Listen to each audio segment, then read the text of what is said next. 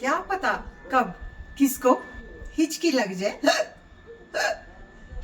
तो आपने हिचकी के लिए क्या करना है, जो आपकी हाथ की जो सबसे बड़ी वाली फिंगर है उसको आपने अंगूठे से टच कर देना है। ये क्या बन गई आपकी आकाश मुद्रा। इस तरह से आपने इसको मिला देना है, राइट। और उसके बाद यदि आपके पास ऑरेंज है या कीनू है, उसको आपने इस तरह से पील कर लेना है। पील करने के बाद उसके रस को अपने मुख के अंदर डाल लेना है। या फिर आपके पास लेमन हो, लेमन को काट के स्क्वीज करके और उसके जो जूस है उसको मुंह में ले लेना है। जैसे ही आप लेंगे और आपकी हिचकी गायब। बाय बाय हिचकी।